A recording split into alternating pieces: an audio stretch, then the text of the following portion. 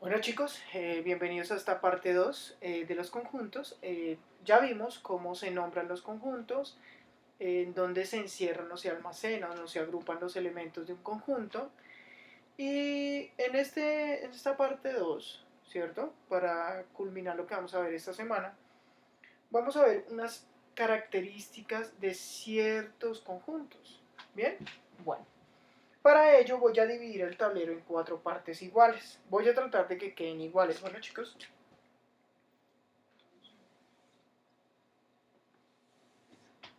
listo. Imagínense que, como vimos en el ejemplo anterior, nosotros podemos agrupar bien sea cantidades, ¿cierto? Entonces voy a anotarlo aquí, ¿cierto? Nosotros podemos agrupar cantidades, y en cantidad me refiero a números, ¿cierto? Vamos a agrupar cantidades. También podemos agrupar eh, elementos que no sean cantidades, ¿cierto? Entonces aquí, pues en este momento lo voy a anotar como cualidades. Para que entiendan ahorita de lo que voy a hablar en cuanto a la definición. Pero además de que puedo agrupar cantidades o cualidades, que en este caso las cosas, también puedo clasificar los conjuntos en términos de si son infinitos,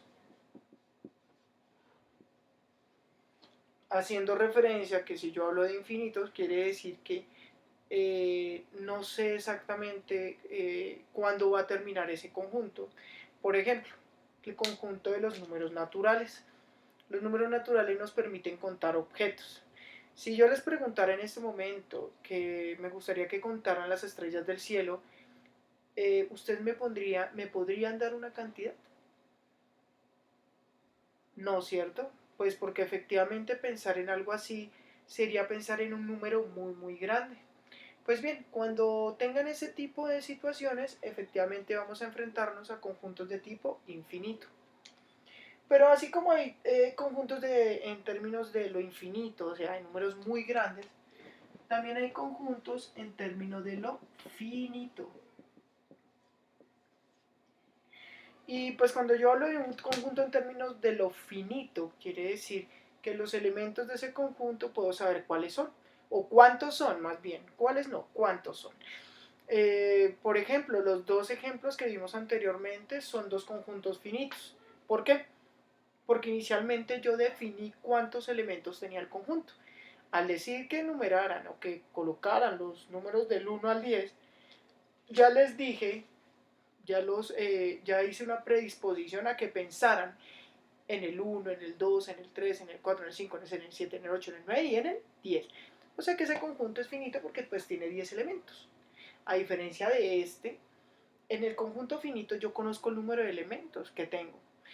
Ustedes dicen, el número de 4 patas debería ser infinito, profe. No, es finito, pues porque pues yo puedo saber a través de internet o de otra herramienta cuántos pueden ser los animales de 4 patas. Pueden ser números grandes, digamos 10.000, 12.000 animales de 4 patas, pero es un número, yo lo conozco. Pero cuando yo hablo del número de estrellas que hay en el cielo, en ese momento ni siquiera se sabe cuánto es ese número. Entonces, cuando no se tiene una realidad, una certeza de cuánto es la cantidad de elementos que tiene el conjunto, pues yo hablo de lo infinito. Voy a hacer un ejemplo en verde de cada uno, pues para que nos quede muy clara esta idea. Por ejemplo, en cantidades. Voy a decir que en cantidades voy a colocar, a ver, los números. Recuerden que cuando yo hablo de cantidades, hablo específicamente estoy hablando de números. O sea, tiene que ser algo que hable de un número, ¿cierto? Que haga referencia a un número. Números del 10 al 15. Entonces, el conjunto A mayúscula agrupa todos los elementos, ¿cierto? De los números del 10 al 15. Entonces tenemos el 10, el 11, el 12, el 13, el 14 y el 15. Si se dan cuenta, En este momento lo que yo agrupé fue únicamente cantidades o números. Quiero que también relacionen esto con las dos propiedades que tengo abajo. Digamos, este conjunto llamado A, que son los números del 10 al 15, es un conjunto infinito o finito. ¿Ustedes qué dirían? Bien. Para los que pensaron en finito, muy bien, excelente, exacto, es un conjunto finito porque conozco el número de elementos. En este caso, el número, la cantidad de elementos que tengo en A son 1, 2, 3, 4, 5, 6. Tengo 6 elementos. El primer elemento es el 10, el segundo elemento es el 11, tercer elemento 12 y etcétera. Entonces recuerden, lo finito me permite saber el número de elementos. Vamos con cualidades. Por ejemplo, vamos a hablar en cualidades, ¿cierto? De los nombres de las estrellas. No sé si lo sepan, pero cada vez que se descubre una estrella, tomó un nombre, bien sea de la coordenada donde se descubrió o de la persona a la cual se le atribuye el descubrimiento. Pero en realidad hablar hoy de una cantidad que me diga cuántos nombres o cuántas estrellas han sido encontradas es muy difícil. Entonces, por ejemplo, lo que se suele hacer en este tipo de conjuntos es nombrar el conjunto, abrimos la llave porque independientemente de que sea finito, infinito, con cantidades o cualidades, tengo que abrir la llave porque ahí van a ir unos elementos. Y coloco pues los nombres de algunas estrellas.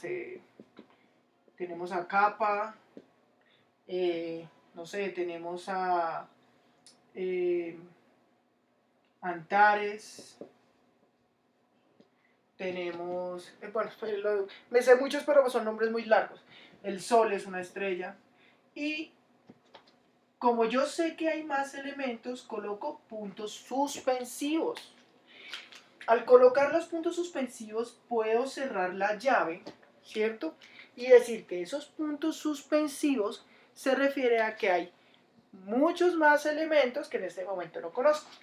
En este caso, siempre que encuentren los puntos suspensivos, voy a hablar de un conjunto infinito. ¿Bien? Bueno. Entonces, cualidades, infinito, pues en este caso, ¿no? Porque puede haber cualidades finito, como lo de los animales de cuatro patas. Ahí es cuando tenemos que empezar a relacionar los conceptos. Y pues en infinito, permítame un momento, en infinito, por ejemplo, puedo hablar del número de planetas. ¿Por qué recurro tanto a los ejemplos astronómicos? Porque pues en realidad es una de las ciencias la cual creo yo se tiene mayor poder de indagación, no se conocen muchas cosas, solo se tienen hipótesis e ideas de algunos comportamientos de los cuerpos celestes que habitan en el universo. Por eso se desconoce gran parte del universo, por eso dentro de los conjuntos infinitos van a encontrar muchos ejemplos relacionados con pues, la astronomía. Por ejemplo, el número de planetas. En el número de planetas, yo tendría que colocar,